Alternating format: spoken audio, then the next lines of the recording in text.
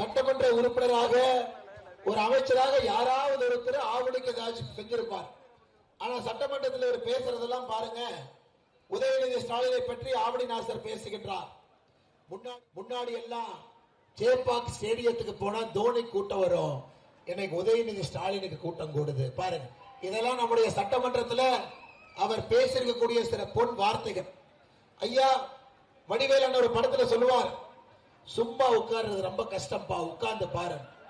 5 வருஷமாக சட்டமன்றத்திற்கு போய் ஒரு கேள்வியும் கூட கேட்காத ஒரு சட்டமன்ற உறுப்பினர் யாருன்னா ஆவடி நாசர்.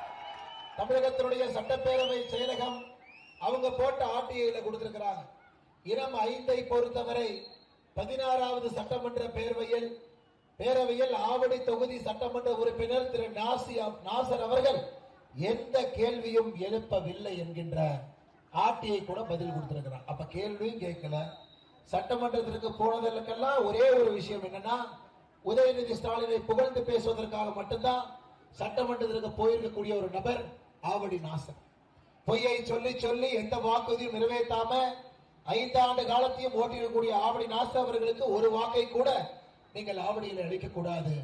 அனைத்து இந்திய அண்ணா திராவிட முன்னேற்ற கழகம் தலைமையிலான தேசிய ஜனநாயக கூட்டணிக்கு நீங்கள் அன்பையும் ஆதரவையும் கொடுத்து நம்முடைய தாமரை சின்னத்திற்கு வாழ்த்தளித்து 4வது பட்டன்ல நம்முடைய ஆவடியில் இருக்கக்கூடிய தாமரை சின்னத்திற்கு நீங்கள் வெற்றி வாய்ப்பு அளிக்க வேண்டும் என்று அன்போடு கேட்டுக்கொள்கின்றோம்.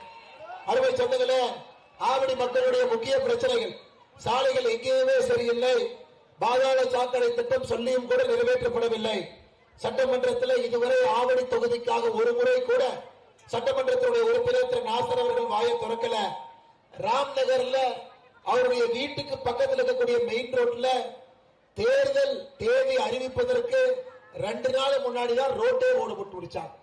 அமைச்சர் தங்கி இருக்கக்கூடிய சாலையில 2 நாளைக்கு முன்னாடிதான் ரோட்டே போட்டிருக்காங்க. நம்ம பக்கம் நீங்க ரோடெல்லாம் மறந்துருங்க ஐயா. போதைப் பொருள் பழக்க வழக்கம் எல்லாம் இந்த பகுதியில கட்டுக்கடங்காமல் செய்து கொண்டிருக்கிறது. இன்னைக்கு திருவள்ளூர் மாவட்டத்தை பொறுத்தவரை போதைப் பொருட்களுடைய தலைநகரமாக, பாடலிருந்து வரக்கூடிய எல்லா போதைப் பொருட்கள் தலைநகரமாக நம்முடைய திருவள்ளூர் மாவட்டத்தை ஆவடியை மாற்றி வைத்திருக்கின்றார். அருமை சொந்தங்களே, அது மட்டும் இல்ல, திராவிட முன்னேற்ற அண்ணன் கொடி கொஞ்சம் கீழே இருக்குங்க ஐயா, அண்ணன் கொடி கீழே இருக்குங்க. திராவிட முன்னேற்ற கழகத்தினுடைய ஆட்சியில கடந்த 5 ஆண்டு காலமாக குற்றவாளிகளுடைய புகலிடமாக அண்ணா அறிவாலயம் இருந்து கொண்டிருக்கிறது. திராவிட முன்னேற்ற கழகத்தினுடைய அலுவலகம் இருந்து கொண்டிருக்கிறது. அண்ணா பல்கலைக்கழகத்தினுடைய மாணவியை பாலியல் வன்கொடுமை செய்த குற்றவாளி திராவிட முன்னேற்ற கழகத்தினுடைய பிரமுகர் ஞானசேகரன் என்பது உங்களுக்கு தெரியும். அவருடைய மனைவி அண்ணா பல்கலைக்கழகத்தில் வேலை பார்க்கிறாங்க, ஒரு பாசம் வாங்கிக்கிறாரு. உதயநிதி ஸ்டாலின் அண்ணா பல்கலைக்கழகத்துடைய சிண்டிகேட் மெம்பராக இருக்கக்கூடிய காலத்துல கேட்ல யாருமே திராவிட முன்னேற்ற கழகத்தினுடைய கொடியை போட்டிருந்தால் சோதனை செய்யாம அண்ணா பல்கலைக்கழகத்தில் எல்லா திமுக வண்டி அனுபவிக்கிறாங்க.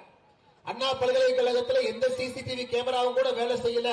ஆனா சிண்டிகேட் உறுப்பினராக உதயநிதி ஸ்டாலின் இருந்திருக்கிறார். அதை பயன்படுத்தி உள்ள போய் பாலியல் வன்கொடுமை செய்து அதெல்லாம் வெளியே வந்த பிறகு இவர்களுக்கெல்லாம் திராவிட முன்னேற்ற கழகத்தினுடைய தலைவர்கள் முட்டுக் கொடுத்துக் கொண்டிருந்தார்கள் என்பது உங்களுக்கு தெரியும். ராமாபுரத்தில் ஒரு பெண் காவலருக்கு பாலியல் தொல்லை கொடுத்த திராவிட முன்னேற்ற கழகத்தினுடைய நிர்வாகி கண்ணன் என்பதை நீங்கள் மறந்துவிடக் கூடாது. பெண் காவலரை பாலியல் சீண்டல் செய்த 129வது வட்ட திமுக இளைஞரை நிர்வாகி பிரவீன் ஏகாம்பரம் ஐயா கீழே மட்டும் விடல, ஏர் ஹோஸ்டஸ் விமானத்துல பாருங்க, இவனுக்கு பொழைச்ச பொழப்புக்கு ஏர் ஹோஸ்டஸ் விமானம் கீழே இருக்கக்கூடிய நம்முடைய சகோதர சகோதரிகளுக்கு எல்லாம் பாலியல் வன்கொடுமை செய்துவிட்டு சமீபத்தில் இண்டிகோ விமானத்துல, டெல்லி செல்லக்கூடிய இண்டிகோ விமானத்துல ஒரு திமுகவினுடைய கவுன்சிலர் பிரபாகரன் விமான பணிப்பெண்ணிடம் மிக தவறாக நடந்து அவங்க விமானத்தை இறக்கி பிடிச்சு டெல்லி போலீஸ் கொடுத்தாங்க. இந்த மாதிரி பட்டியல் திராவிட முன்னேற்ற கழகத்தினுடைய ஆட்சியில மிகப்பெரிய பட்டியல். அடுத்து போதைப் பொருள், யாரு திமுக காரன் போதைப் பொருள் வித்து மாட்டான்னு பாத்தீங்கன்னா சர்வதேச போதைப் பொருள் கடத்தல் மன்னன் ஜாஃபர் சாதிக் என்பது உங்களுக்கு தெரியும்.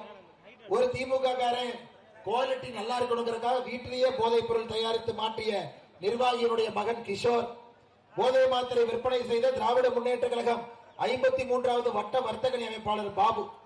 அடுத்து நம்ம திருவள்ளூர் மாவட்டம் பாருங்க, ஆம்ஸ்டாம் கொலை வழக்கில் சம்பந்தப்பட்ட திமுக நிர்வாகி புகைப்படத்தை காமிச்சங்க சதீஷ், அருள், ஸ்ரீனிவாசன் 3 பேருமே நேரடியாக அமைச்சர் நாசர் அவர்களுடைய தொடர்பில் இருக்கக்கூடிய 3 திராவிட முன்னேற்ற கழகத்தினுடைய நிர்வாகிகள். அருமை சொந்தங்களே, திருவள்ளூர் சென்னை மாவட்டத்தில் மட்டுமே கோயில் சொத்து அபகரிக்கிறாங்க. இங்க இருக்கக்கூடிய தொழிற்சாலையை மிரட்டி பணம் வாங்குறாங்க. எம்என்சி நிர்வாகத்தில் மிரட்டி பணம் வாங்குறாங்க.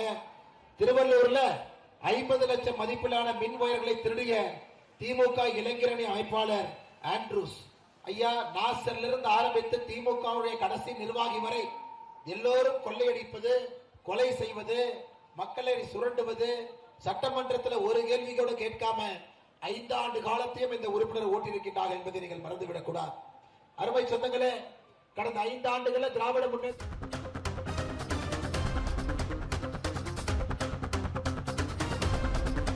உரிய விளக்கம் பெற்று தெரிவிக்க உத்தரவிட்டு வழக்கை நாளைக்கு ஒத்திவைத்துள்ளார் பவித்ரா.